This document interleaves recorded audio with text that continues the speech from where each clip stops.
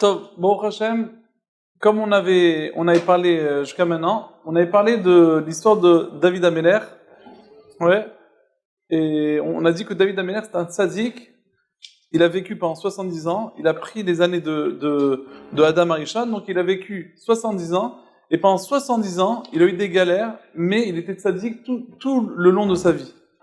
Il a un peu péché, l'Agma dans Shabbat Nunvav a dit non, Kol Omer David lo chata arezé notoé. Il y a pas, tous ceux qui disent que David Ameler il a fauté, c'est pas vrai. Donc est-ce qu'il a fauté, il a pas fauté? Il y en a qui disent, il a pas fauté. Ok? Comme on avait cité auparavant que David Ameler, il avait une histoire avec l'histoire de Bathsheba. Moi, je t'ai raconté l'histoire de Bathsheba. C'était que dans le Midrash, il y a écrit que il y avait David se promenait sur le toit, il a vu il y avait une femme qui était en train de se laver, il y avait un rideau, les oiseaux ils ont enlevé le rideau et donc David Ameler il a réussi à la voir. David Ameler il a vu, mais quand on dit qu'il a vu, c'est pas qu'il a vu parce que, comme nous quand on voit une femme, non, il a vu et il a senti que de elle il va sortir le Mashiach, de lui c'est lui qui va sortir le Mashiach. David Ameler quand il la voit, il voit le Mashiach et il y a écrit dans l'Agma que cette femme-là, elle devait être à David depuis longtemps. Ok, donc c'était sa femme destinée. Et d'ailleurs, on va le voir que de cette femme-là, il va sortir un enfant qui va mourir, et le deuxième, ça va être Shlomo Ameler, et Hachem, il va l'appeler Yedidia. Yedidia, c'est Yedid. C'est un ami. C'est pas Stam, quoi. Donc, c'est quoi l'histoire? Donc, comme on a raconté, que dans la Gemara, les Maaseh, dans Tosfot, il y a une marque de Rashi Tosfot dans Shabbat Nunvav, là-bas, on explique d'après son Tosfot, quand les gens ils partaient en guerre, ouais, quand les gens ils partaient en guerre, qu'est-ce qu'ils faisaient? Ils donnaient un acte de divorce, c'est-à-dire qu'ils divorçaient. Elle était divorcée la femme. Et après la guerre, le mari revenait et ils discutaient, on retourne ensemble, on retourne pas ensemble, tu vois, mais c'était un Cohen, il y avait un problème, c'est un Cohen qui a divorcé. Les Cohen ils n'allaient pas en guerre en principe, mais c'était un vrai acte de divorce. Ouais, donc est-ce que Bathsheba elle était divorcée? Qu'est-ce que vous allez répondre? Oui. Elle était divorcée. Donc juridiquement, elle était divorcée. Est-ce que David Ameler, il allait sur une femme mariée? Non, elle était divorcée. Est-ce que c'était joli ce qu'il a fait? Je sais pas. Ça aussi, c'est pas à moi de juger, mais c'était pas vraiment joli. On voit que David Ameler, il a dit j'ai fauté. Donc quelque part, David Ameler, il a senti qu'il a fait quelque chose de pas bien. Mais cette femme-là, Bathsheba, était divorcée. Et d'ailleurs, il écrit Vatelech lidrosh. Vatelech lidrosh. Quoi lidrosh? Il allait demander c'est qui. C'est-à-dire quoi demander c'est qui? C'est-à-dire que, comme elle était divorcée, il allait demander à Bathsheba, est-ce que tu as l'intention de retourner avec ton mari quand il va revenir de guerre? Et Bathsheba lui a dit non, j'ai pas l'intention. Donc David Ameler a dit ok, on y va ensemble. Et elle est tombée enceinte. Donc maintenant, David Ameler, comme elle est tombée enceinte, comme on l'a dit, est-ce que l'enfant il est bâtard? Est-ce qu'il est mamzer? Non, parce qu'elle est divorcée, donc il n'est pas bâtard. Donc déjà, l'enfant, il n'est pas bâtard. Mais cet enfant-là, Hachem, il va le tuer. Deuxième enfant qui va, après que, donc, David Ameler, il envoie son mari, il envoie en ligne de guerre, et là-bas, il meurt, et donc David Ameler, quelque part, la Gemara a dit aussi dans Daf Nunvav que ce Uriah Chiti, il était Mored be Malchut. C'est-à-dire, il était rébellion contre le roi. Quand on est rebelle contre le roi, alors on est chayav mita. Chayav mita, on est chayav de mourir. Pourquoi? Parce que pourquoi il était rebelle? Tu connais tout ça? Hein? Pourquoi il était rebelle?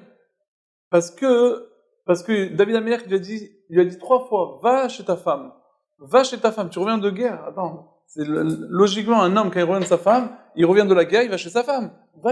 Qu'est-ce qu'il voulait? Il voulait que Uriah il ait une relation avec sa femme, comme ça au moins après ils vont pas demander tout le monde c'est à qui ce bébé là. Comme ça ils vont dire au moins que le bébé il est couvert on va dire, ok? Et comme Uriah il a pas écouté, donc il a mis en première ligne de guerre, il est mort, il s'est fait tuer et donc David Ameler après c'est devenu sa femme Bathsheba et de cette Bathsheba il va sortir un autre enfant qui va s'appeler Shlomo et c'est lui qui va construire le Beth Amikdash. Donc on a récapitulé un peu, on a rajouté un peu des choses et donc maintenant David Ameler, après, qu'est-ce qui se passe avec David? Il y a l'histoire de David, il avait plusieurs femmes, et donc il avait un enfant qui s'appelait Avshalom, un autre enfant qui s'appelait Amnon. Ok? Cet enfant-là, Amnon, il y avait une autre, la sœur de Avshalom, donc il y a plusieurs femmes. Sa fille aussi. Ouais, c'est la fille de David. Tout ça, c'est les enfants de David. Donc la fille de David, qui est ce Amnon là, qui n'était pas, c'était pas sa sœur, sa demi-sœur, il a kiffé Tamar. Il voulait se marier avec elle. Donc qu'est-ce qu'il a fait? Il a fait tout un truc pour essayer de l'avoir. Maintenant, personne n'a compris qu'en fait, il voulait la violer. Ok? Et qu'est-ce qui s'est passé maintenant? Ce Amnon-là, il a fait genre qu'il est malade, donc viens t'occuper. David Améler, il est venu, viens t'occuper de moi. Et voilà que il pensait qu'il allait lui demander en mariage. Ah, Tamar lui a dit demande à papa qu'il fasse qu'on se marie et tout ça. Amnon, il a violé. Et voilà qu'elle sort maintenant. Parce qu'avant, les femmes vierges, elles avaient un habit spécial. Et voilà qu'elle déchire son habit. Tout le monde comprend ce qui s'est passé. Avshalom est très énervé, son frère. Avshalom est très énervé. Et dans sa tête, on va se le faire celui-là. Et 2-3 ans après, Avshalom, ils sont tous en train de paître les animaux. Et voilà que Avshalom, il envoie sa troupe et il tue Amnon. Et là, c'est l'histoire. Quand il tue Amnon, David Améler est très énervé parce que son fils Amnon, il est mort. David Améler, son fils, il est mort. Et il est super énervé contre Avshalom. Il a envie de tuer Avshalom. Juste, je rappelle que Avshalom, c'était le fils de Yefat Toar. C'était une fille d'une femme que David il a conquis en guerre. On sait que dans la paracha Kitessé, il y a écrit que celui qui allait en guerre, si tu voyais une non-juive et tu craquais, tu avais le droit de la prendre, de te marier avec elle. Au moins d'avoir une relation. Après, si tu as envie de te marier, pourquoi? Parce que la Torah elle a vu que c'est trop dur de résister, donc la Torah t'a permis. Ce Avshalom-là, il descendait d'une femme comme ça. David Améler s'était marié avec une femme comme ça, et il a sorti un Avshalom. Et la Torah dit que celui qui se marie avec avec une femme qui craque, ben son fils il va être Ben Soor Moré. Et ce qui s'est passé, Avshalom, il était un peu rebelle. C'est un enfant rebelle. Qu'est-ce qu'il a fait Avshalom? Il a compris maintenant. Il a compris que quand son père il a chassé il a envie de le tuer. Il a compris que c'est pas lui qui va être c'est pas lui qui va suivre la dynastie de la Malchoute. Avshalom, il a compris que c'était Shlomo Améler qui allait continuer la Malchoute. Et là, il n'a pas kiffé Avshalom. Donc, qu'est-ce qu'il a fait Avshalom? Il a commencé à préparer le terrain. D'abord, Avshalom, pour préparer le terrain, il faut qu'il revienne en surface. Le problème, c'est qu'il a été chassé. Il était chassé loin de son père pendant 3 ans. Après 3 ans, il y avait un conseiller qui s'appelait Yoav. Avshalom, Yoav, il avait envie de faire le shalom. Il a dit à Avshalom, est-ce que tu voudrais revenir à Jéru? Alors Avshalom, il a dit, bien sûr. Yoav, qu'est-ce qu'il a fait? Il a manigancé. Il a envoyé une femme super intelligente, s'appelle la Isha Kouit. Cette femme-là, qu'est-ce qu'elle a fait cette femme-là? Elle a fait tout un parabole pour expliquer à David comme quoi il fallait pardonner. C'était quoi le parabole? Il lui a expliqué, voilà, moi j'avais un mari qui est mort. Ouais. Et après j'avais 2 enfants. Un enfant il a tué l'autre. Et toute la famille de l'autre côté, elle veut tuer mon dernier fils, mon héritier. Elle veut plus qu'on ait d'héritier. Donc qu'est-ce que je fais? David Améler, quoi? Je le protège. Non, pourquoi ils veulent le tuer? C'est pas sympa. Après il y aura plus d'héritier. David Améler est très énervé. Il est énervé. Et la femme à Tkoït, elle dit, ben regarde, elle lui a renversé. Elle lui a dit, regarde, ce que tu veux faire, c'est ce que tu es en train de faire maintenant avec ton fils. Ton fils, c'est vrai que ton fils maintenant il a tué l'autre fils. Il avait une raison, ok? Maintenant, qu'est-ce que tu voudrais toi? Tu voudrais tuer le deuxième? Alors qu'est-ce que tu as gagné? Laisse tomber, ne le tue pas. Et David Améler il dit, ok, amenez-le. Donc il l'amène à Jérusalem, mais David Améler il lui fait la tête, ok? Il lui dit, j'ai pas envie de le voir. C'est-à-dire, il rentre pas dans le palais. Il passe par les coulisses. Il a le droit d'habiter à Jérusalem, mais il parle pas encore à David. Avshalom, donc il est en train de travailler pour essayer de rentrer dans le palais de David. Comment il essaye? Il demande à Yoav, il envoie 2 messages de WhatsApp à Yoav, et il lui dit, je peux venir? Yoav ne lui répond pas. Ouais, il sait lire dans l'iPad. Tu sais que quand on lit dans l'iPad, c'est pas bleu.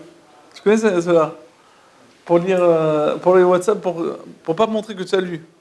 Ok, si tu lis dans l'iPad, c'est pas bleu. Donc qu'est-ce qu'ils font? Qu'est-ce qu'il a fait? Yoav, il a lu, mais il n'a pas répondu. 2e fois, il a lu, il n'a pas répondu. Qu'est-ce qu'il fait Avshalom? Ni un ni deux, il se prend pas la tête, il envoie ses copains. et il lui brûle tous les champs de Yoav, tous ses biens, Yoav, il lui brûle. Yoav, il dit, comme un fou, il va chez Avshalom. Il lui dit, qu'est-ce que tu as fait là? Oh, qu'est-ce que tu fais? Il lui a dit, attends. Il a dit, tu me montes à Jérusalem, et après tu me laisses en plan comme ça?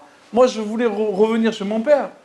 Je voulais que tu fasses le métavers, ouais, celui qui va faire qui va faire qui va parler. Et qu'est-ce qui se passe maintenant? Moi, je reste dans la même situation. Donc, Yoav, il dit, ok, tu n'avais pas de problème, il va, et il fait en sorte, il lui fait la femme à Tkoïd, là, et donc maintenant, il arrive à faire que Avshalom, il revient chez son père, et voilà que David Amelech, il embrasse Avshalom. Il y a écrit dans les commentaires là-bas que David l'a pas embrassé sur la bouche. Enfin, sur la bouche ou sur la joue, quoi. Ça veut dire que quoi? Avshalom, il a capté que David, déjà, il n'allait pas le mettre dans la dynastie. Parce que s'il avait embrassé sur la tête, alors oui. Mais là, il lui a pas embrassé sur la tête, donc il a compris que David, déjà, bien qu'il lui pardonne, mais il va pas lui donner la royauté. Donc qu'est-ce qu'il fait, Avshalom? Il prépare son coup. Qu'est-ce qu'il fait? Il achète un cheval avec une belle voiture comme ça, un beau carrosse, magnifique comme ça, et il se paye 50 personnes qui courent, il a l'argent, ouais, il se paye 50 personnes qui courent devant lui. Ça fait classe, ouais. Tu vois un type comme ça, frais comme ça, et il était blond, ouais, il avait les cheveux, Avshalom, il avait les cheveux longs comme ça, ses cheveux, il se vendait écrit dans le nar, que quand il coupait ses cheveux, ouais, bien qu'il y en a qui disent que c'est un nazirolam, bon, s'il coupait ses cheveux, il pesait cher. Et donc Avshalom, il avait les cheveux longs, c'était un beau gosse comme ça, grand comme ça, bien costaud. Et il était dans une carrosse magnifique, 50 personnes qui courent, tout le monde le respecte, tout le monde voit comme ça, ouais, tout le monde voit quelqu'un qui court comme ça, il le respecte. C'est le fils de David en plus. Donc déjà, il a commencé à se faire sa place. Après, c'est pas fini, Avshalom, qu'est-ce qu'il fait? Là, il va chez son père, et il dit, papa, j'ai fait un vœu d'amener un sacrifice à un korban à Hebron. Mais j'ai pas envie d'être tout seul, j'ai envie d'être accompagné par 2 personnes importantes. Est-ce que tu acceptes? Son père, il dit, bien sûr. Avshalom, il dit, tu peux me faire un contrat? Tu peux m'écrire un papier? Comme ça, ils voudront m'accompagner, parce que si j'ai pas de papier de toi, personne ne voudra m'accompagner. Je veux que des gens importants, ils m'accompagnent. Alors il dit, qui je t'écris? Quel nom je t'écris? Il dit, tu sais quoi, laisse-moi vide, le papier libre, moi je me débrouille.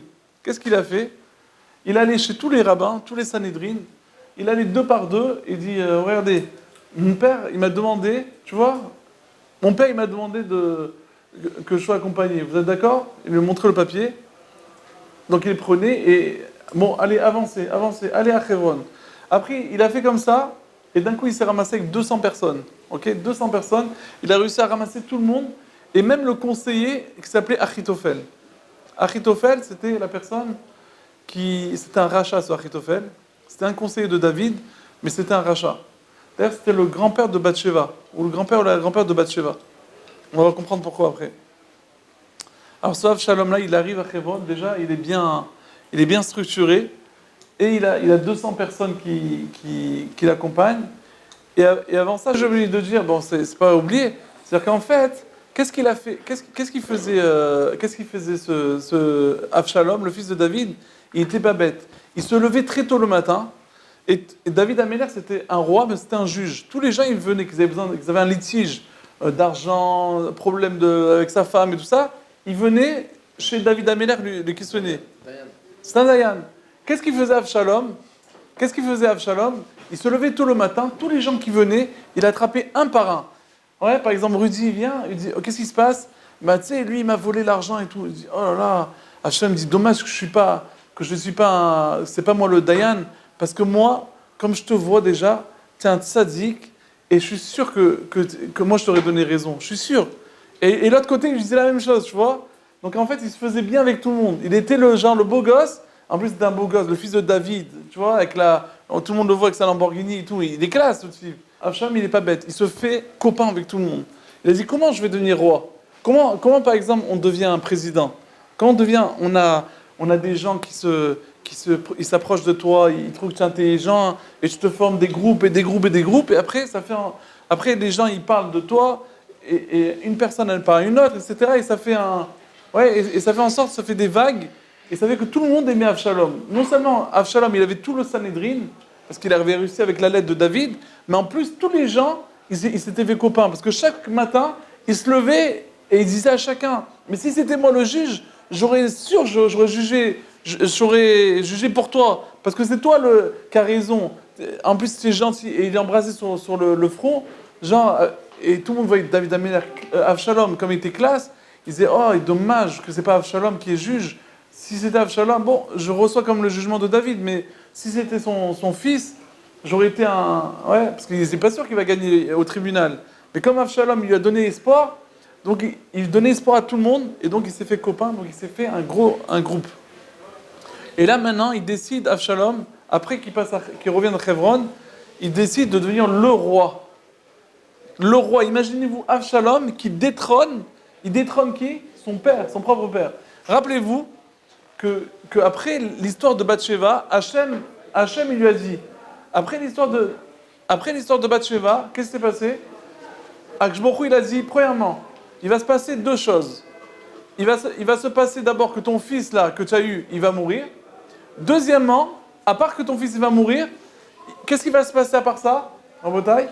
Il va se passer que toi tu as fait en cachette, là, tu as fait la véra en cachette, ouais, et ben sache que, qu'est-ce que tu as fait en cachette? Ben, tes femmes, il y a des gens qui vont venir sur tes femmes, pas en cachette, et tout le monde va le savoir.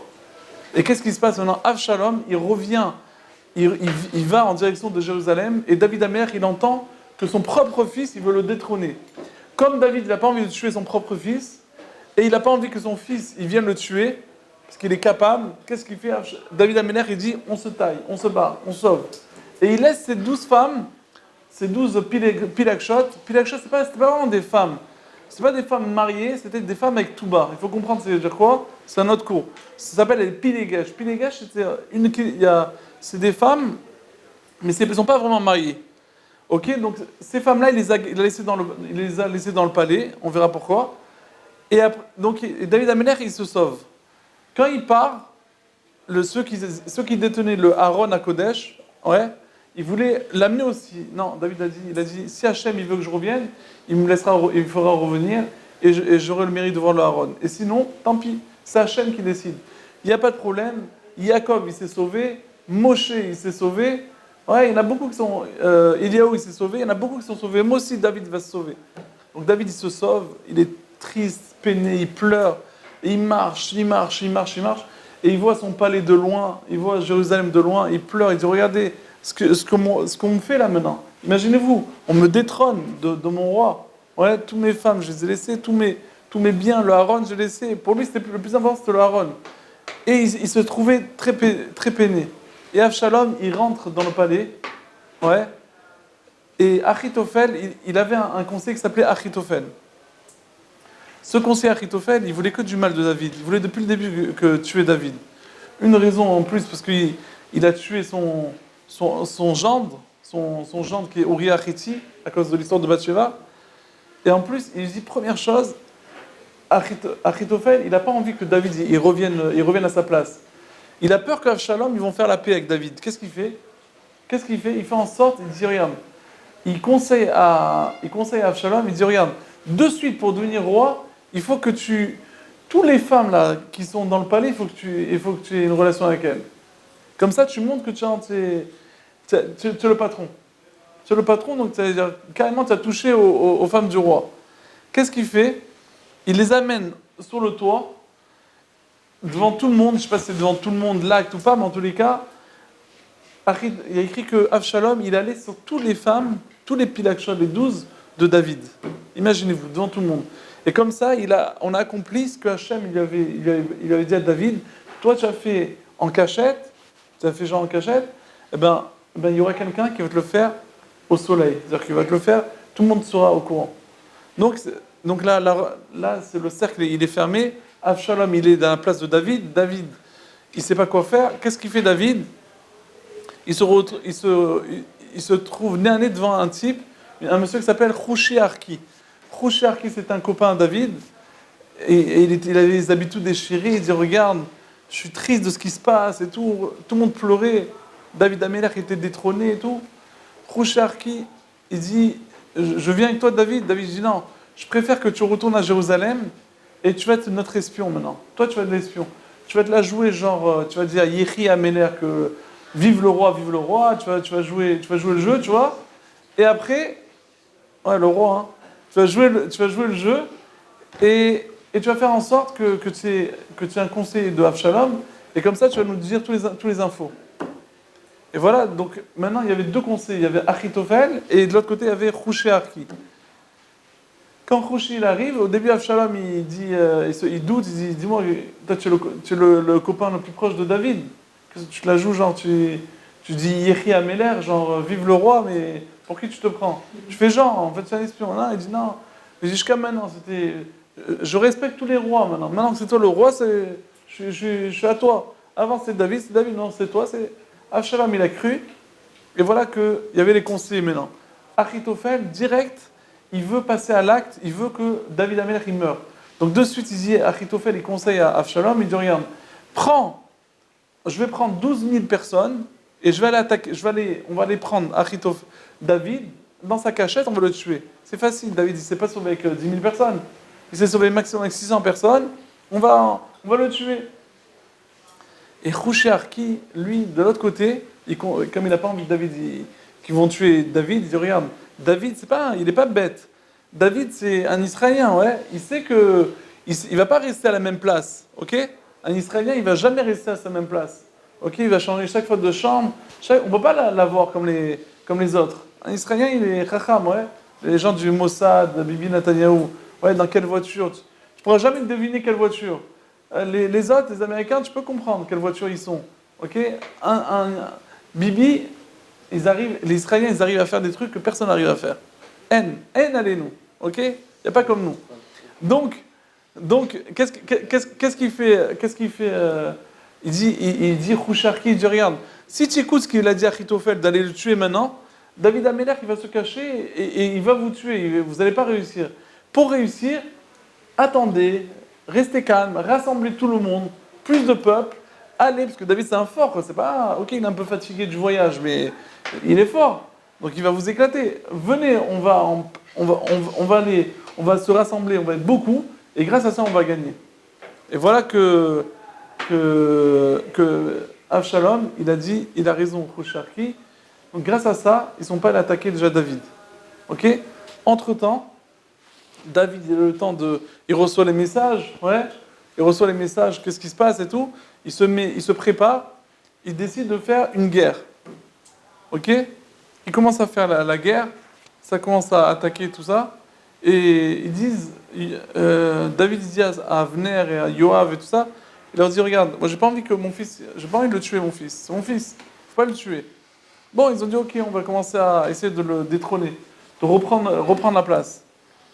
Entre-temps qu'il se sauvait David, il y avait un monsieur qui s'appelait Shimi Ben Gera, il lui a jeté des pierres, il lui a dit, regarde, Shimi Ben Gera, il lui envoie des pierres, il dit, regarde, c'est toi qui as détrôné Shaoul, tiens un voyou, tiens un ci, tiens un ça. Maintenant, le garde-corps de David dit, on lui coupe la tête celui-là, il envoie des pierres sur un roi. David Améler, il a dit, regarde, si il m'envoie des pierres, ça veut dire que Hachem, il veut. Si Hachem ne voulait pas que j'ai des pierres, il ne l'aurait pas fait. C'est Hachem qui est en train, il a envie que je répare ma faute. Il a envie que je passe par ce chemin-là. David Améler, il arrive à voir toujours le bien. David Améler, qu'est-ce qu'il fait? Donc il continue et tout. Et là qui arrive, si vous vous rappelez, Tsiba. Tsiba, c'était le fameux. Vous vous rappelez que David Améler, il avait fait une promesse à Jonathan, le fils de Shaoul, parce que Jonathan, c'était le gros pote de David. Ok? On avait dit que ce Jonathan, il est mort malheureusement à la guerre avec Shaoul, mais David, il avait promis à Jonathan qu'il garderait et s'occuperait de sa descendance. Et après que David Améler est devenu roi, il avait la Karatatov, il a dit, amenez-moi. Maintenant, comme maintenant il y avait de l'argent en jeu, il y avait une sorte de personne qui s'occupait qui voulait tout prendre l'argent de Shaoul, tout ce qui restait de Shaoul. Donc il restait un descendant qui était en chaise roulante. Il s'appelle Méphibosheth. Il était en chaise roulante.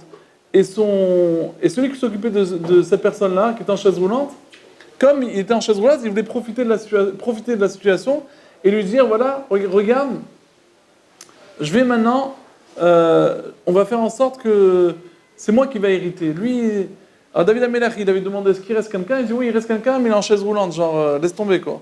Quand ils l'ont amené, il a vu qu'il n'était pas aussi bête que ça, il a juste des problèmes dans les pieds, mais la tête elle marche très bien. Donc il a dit non, c'est lui, tout l'argent ira à lui. Maintenant, lui, Tsiba, il profite de la situation, il voit que maintenant David, il est en train de se faire poursuivre, il arrive avec des gâteaux, des coca, des boissons et tout ça. Il arrive, il dit à David, tiens, David dit, qu'est-ce qui se passe? Il dit, ouais, je veux donner des vives, de manger au roi David.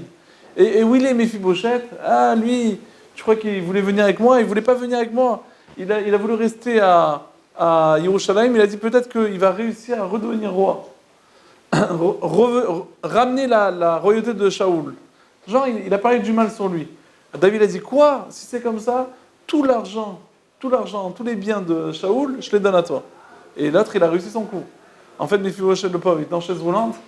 Il a du mal de suivre David, un petit peu en chaise roulante. Donc, qu'est-ce qui se passe maintenant? Donc, on voit la karatatov déjà de David. David, il n'oublie personne. Quand tu oublies personne, après ça revient. En malasot. On voit que, par exemple, dans la paracha, dans la semaine, entre parenthèses, on voit que Moshe Rabbeinu, dans Veira aussi, Veira est beau, on voit que Moshe Rabbeinu, il n'a pas tapé les plaies qu'il fallait taper le fleuve ou le parterre. Moshe, il n'a pas tapé et il a donné à Aaron. Pourquoi il a donné à Aaron? Parce qu'il a pu traverser le fleuve. Parce que puisque le fleuve, il a sauvé, et puisque le parterre, il lui a donné la possibilité de cacher un Égyptien, Moshe Rabbeinu, il avait Akaratatov. Mais tout le monde demande, quel Akaratatov? Tu as une Akaratatov, toi, sur des minéraux? Ouais, ou bien il y a écrit que les chiens, par exemple, comme ils n'ont pas aboyé, en Égypte, alors on devra leur jeter des cadavres toujours. Makesha, les chiens, ou bien les minéraux, quel akaratatov? Ou bien écrit dans la Gemara, un puits que tu as bu, il ne faut pas jeter des pierres. Tu as bu, tu as profité, ne jette pas une pierre. Ça veut dire quoi? Ça veut dire qu'on voit que s'habituer à l'akaratatov. L'akaratatov, ça veut dire quoi? Celui qui est habitué à ce geste-là, de ne pas oublier qu'on t'a fait une fois un service, pas oublier que tu as reçu quelque chose de quelqu'un. Ouais, si on t'a fait un service, même minime, ouais, ça va commencer par les parents, mais après même les copains. Une fois il t'a aidé, rends-le. Ouais, ça, il faut savoir rendre ce qu'on fait. Et David Ameller, il n'a pas oublié ce Inyan-là. Ouais. Entre parenthèses, dans la paracha, on parle quand on parle des Makot d'Égypte, en fait, il y avait 3 et 1. 3 Makot, ils ont été faites par Moshe, 3 Makot par Aaron, 3 Makot par Hachem, et la dernière a été faite par les 3. Shechin, les boutons, ça a été fait, et Aaron il a ramassé, et Moshe il a ramassé, Moshe il jette, et Hachem il a aidé que ça c'est à faire que la cendre s'éparpille dans tout l'Égypte. Et ça fait des boutons. Ok? Alors, ce qui est intéressant, c'est que quand vous voyez le groupe de 3 Makot, c'est magnifique ça, il est écrit, dans les premières 3 Makot, c'est écrit les Manteda qui ani Hachem, afin que tu saches que je suis Dieu. C'est-à-dire, ça montre l'existence de Dieu. Les 3 deuxièmes Makot, les 3 Makot, il y a une introduction, les Manteda, afin que tu saches qui ani Hachem bekerev haaretz, que je suis Dieu parmi vous. Ça s'appelle en hébreu, le premier c'est Ani Hashem, c'est Metziut Hashem, l'existence de Dieu. La deuxième c'est la présence de Dieu, Mashgiach. Et les trois dernières, les Manteda, qui en kamoni, qui n'a pas comme moi. Ça s'appelle Yichud Hashem. C'est ce qu'on dit dans Shema Israël. Shema Israël, Hashem. Shema Israël, Hashem. Écoute Israël, Hashem, Dieu. L'existence de Dieu. Elokenu, présence. Hashem Echad, Yichud Hashem, il est seul. C'est-à-dire que chaque groupe de Makkah, elle vient, on sait comme on avait expliqué, on avait dit plusieurs fois que les Makkot, comme j'avais parlé, déjà fait des vidéos sur les Havas, sur la Parashat Bo, on avait dit, on avait raconté une histoire qu'une fois, il y avait un rave que chaque année il ramassait de l'argent. Et ce rave, chaque année, il allait dans une auberge précise, et l'auberge lui faisait gratuit parce qu'elle voulait profiter de son savoir, de sa Torah, etc. Chaque année, il allait. Et là, cette année, quand il voit que l'aubergiste, il a un peu retourné sa veste. Il n'y a plus de kippa, plus de talit, plus de tzitzit. Il ne comprend pas ce qui se passe. Il lui dit, qu'est-ce qui se passe? Je lui dis, je t'expliquer. Il y a un missionnaire qui est venu, et il m'a montré A plus B qu'il n'y a pas de jeu. C'est quoi? Il a pris une tranche de jambon. Il a dit, regarde, si Dieu existe, il devrait me tuer là. Regarde. Baruch ata Hashem, même pas, il fait un peu la bracha, il mange le jambon et il lui arrive rien. Donc il m'a dit, tu vois que c'est du mytho, toute ton histoire, c'est du mytho, laisse tomber. Et voilà que quand j'ai vu ça, ça m'a fait réfléchir et j'ai dit, il a raison et j'ai tout lâché. Et à ce moment-là, sa fille, elle revient de l'école avec un diplôme de piano. Alors le rav, il dit à la fille, waouh, montre-moi comment tu sais jouer. La fille dit, non, je suis fatiguée, j'ai pas les nerfs, j'ai un diplôme, tu n'as qu'à y croire. Mais ça va, le rav il dit, mais je veux voir, je sais que tu as un diplôme, mais je veux que tu montres. Non, je ne vais pas montrer à chacun comment je vais faire. J'ai un diplôme, ou tu me crois ou tu ne me crois pas. Le rav était choqué, il va chez son père, il dit, mais comment elle parle de ta fille? Ah, elle t'a montré le diplôme et tout. Bon. Alors, le rav il dit, écoute ce que tu me dis maintenant. Elle t'a montré le diplôme. Tout le monde demande, pourquoi Hachem ne nous fait pas des nissim? On sait que Baruch Hashem, il y a beaucoup de conférenciers. Ouais, entre autres, c'est Rav Shaya, ouais, des grands conférenciers de France et tout. Il y a des conférenciers, Rav Benayon, ouais, et écoutez, il y a des grands conférenciers qui font beaucoup de tchouva. Ouais, j'aimerais bien faire partie de ces gens-là, de ces rabbanim, ils ont fait des milliers de balles tchouva. Ok, mais il y a des fois des actes, on dit, qui font qu'on fait tchouva plus rapidement. C'est quoi? Par exemple, quand les deux tours ils sont tombés, les conférenciers ils étaient au chômage. Il n'y avait pas besoin de conférenciers. Je me rappelle, moi, j'étais en France. Ok, j'étais en plein cours.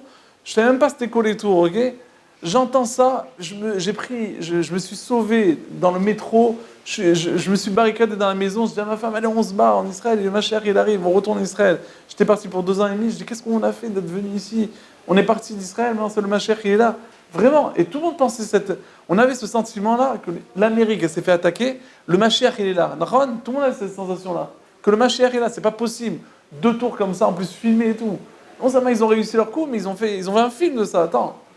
Et un truc c'était inimaginable. Je me rappelle ce jour-là, c'était quelque chose de. C'était incroyable et vrai. Et qu'est-ce qui s'est passé maintenant? Qu'est-ce qui s'est passé? Donc, pourquoi Hachem, il ne nous fait pas un peu des choses comme ça? Des fois, il nous fait pas des miracles, et que ces miracles-là, ils vont nous faire montrer que Dieu est là, et ça va faire tchouva. La réponse, elle est, comme il a dit, le Rav, il a dit, je vais te répondre. Hachem, il a fait la sortie d'Égypte, et il s'est montré, mais de façon, de tous les noms d'Hachem, Yud Kevavke, Elohim, il s'est montré, mais d'une façon impressionnante. Ok, il a fait des macotes, l'eau elle se transforme en sang. Ouais, le juif il arrive, il essaye de boire de l'eau, ça devient du sang. C'était un truc de fou. Ok, Rocher, Makabechot, tous ces trucs-là, c'était des choses impressionnantes. Hachem il a montré une fois pour toutes, et chaque année il nous demande de le réciter, de le raconter à la sortie d'Égypte, pour inculquer à tout le monde que Dieu, l'aïmounat Hachem, ouais, la croyance, la foi de Dieu. Il ne va pas le montrer à chaque imbécile ou à chaque personne qui voudrait qu'il le prouve. Il a prouvé une fois pour toutes, en gros et en grand, et après, ça se transmet de père en fils, et c'est ça la mitzvah qu'on a le soir de Pessah, mais il ne va pas raconter à chacun. On a notre diplôme. Comme la fille, elle a son diplôme, tout le monde nous, on a le diplôme de la sortie d'Égypte. Donc la sortie d'Égypte, c'était qu'Hachem, il voulait se montrer une fois pour toutes, en gros et en grand, ouais, pour montrer qui je suis, et après, ça s'inclut. Donc les massés, je veux le dire par exemple,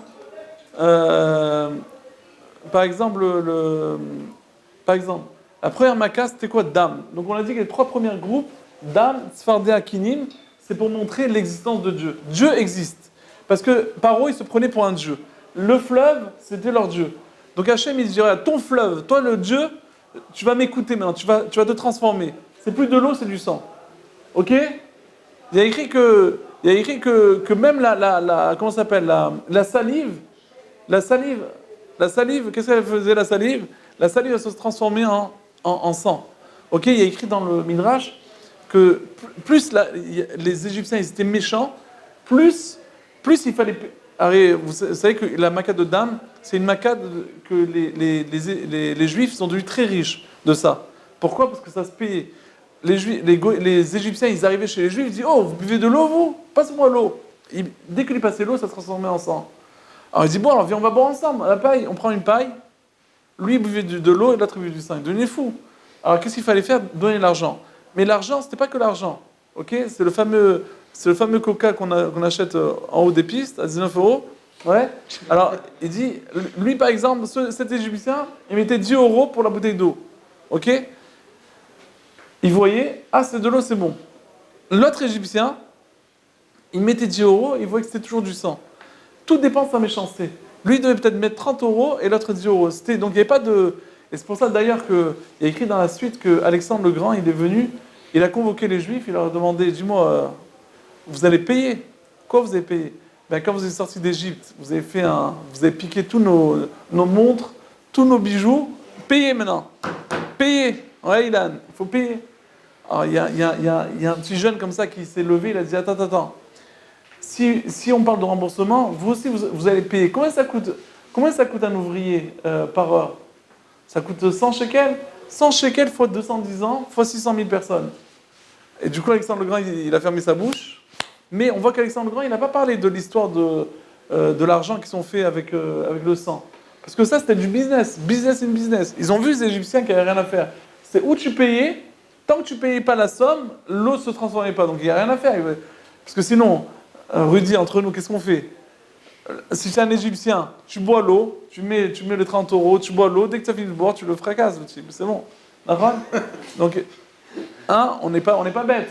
Donc s'il ne faisait pas ça, dire que ça ne marchait pas, ça ne marchait pas de ces trucs-là. Donc première Makkah, c'était Dam.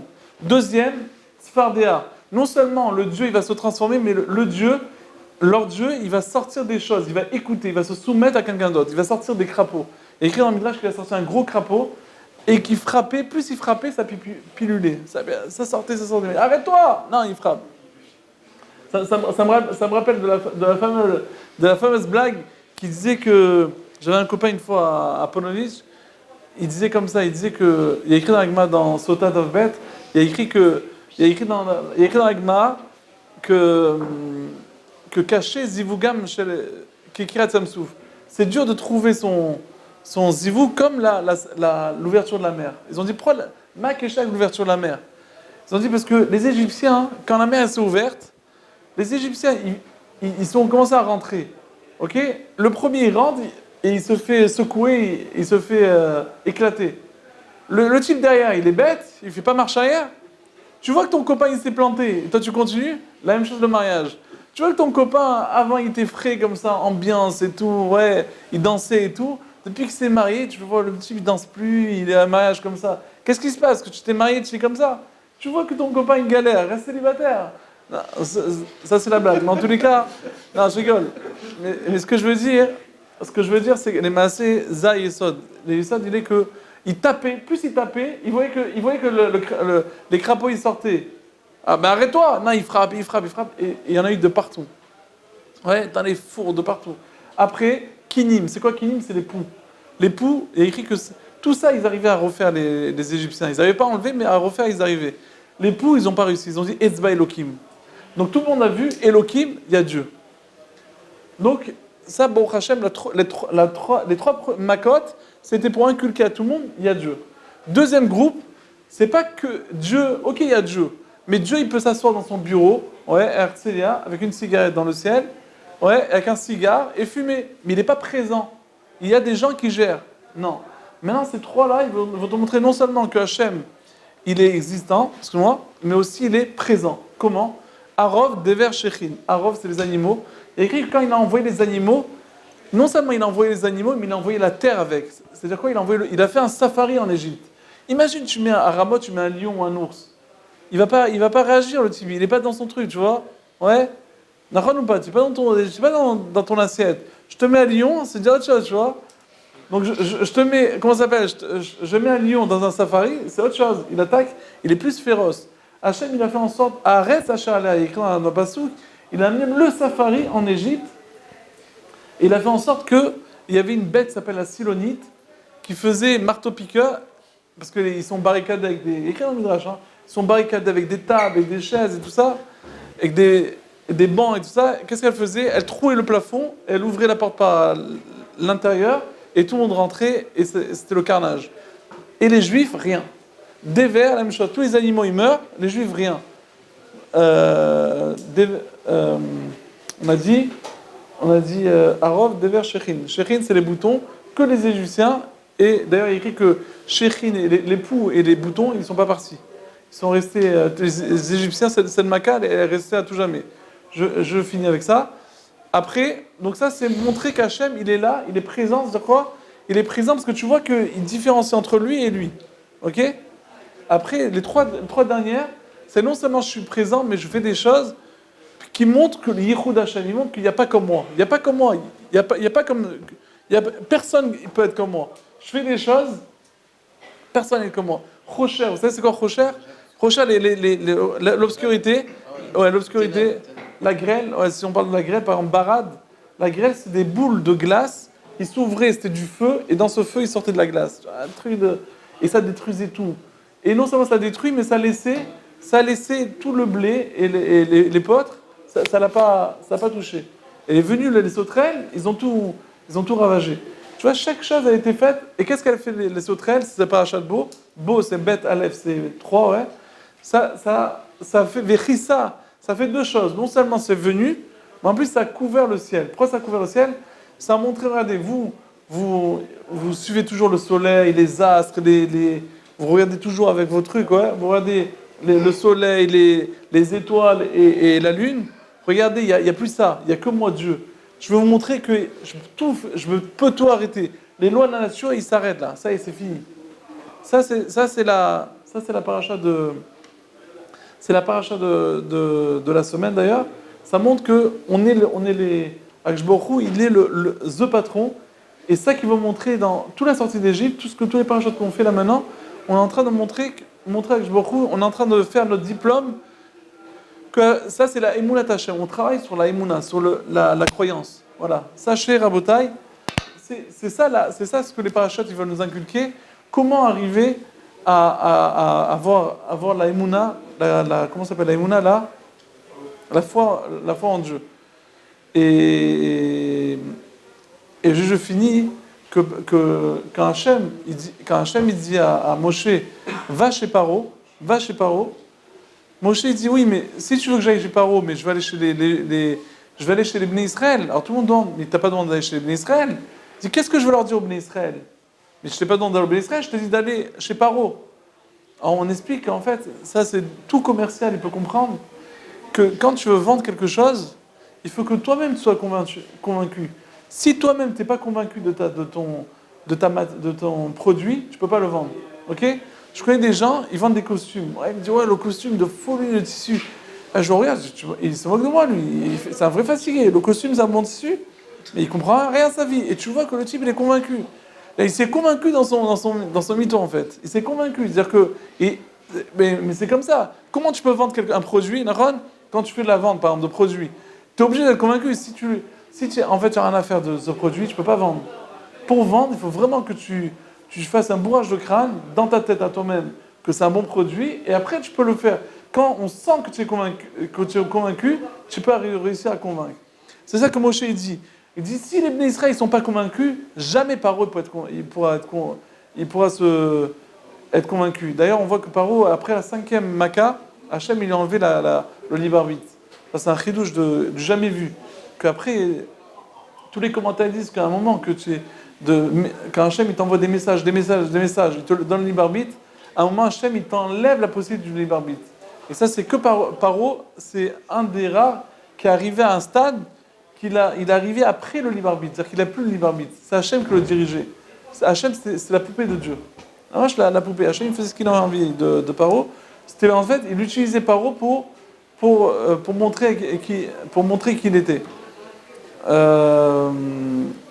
Ça, c'est le Yisod de. Donc, Avshalom, juste pour revenir à Avshalom, donc ce Avshalom-là, il a réussi à, à devenir roi, mais David Améler, il décide d'aller en guerre, et voilà qu'Avshalom, il se sauve, et quand il se sauve, il se fait attraper il était sur un âne, et comme il avait des beaux cheveux longs, il passe à côté d'un arbre de ronces, ses cheveux, il s'attrape sur les ronces, l'âne, il a continué, il se trouve suspendu en plein air. Ouais, avec ses cheveux, il peut rien faire. Il n'arrive pas à se détacher parce qu'il est emmêlé. Et là, les gens de David, Yoav ou Avner, Yoav, je crois, il le voit, il lui envoie 3 lances, mais il n'a pas tué. Il dit à 10 jeunes, allez, lancez-lui, ils l'ont transpercé, ils ont tué Avshalom, et ils ont dit à David, et quand ils ont dit à David, bien qu'Avshalom il avait fait plein de mal, David il a pleuré des heures et des heures sur Avshalom, son fils, c'était très dur pour lui, bien qu'il était rebelle, bien que s'est passé tout ce qui s'est passé, Avshalom il adorait ses enfants. Zaïsod chez la paracha shalom.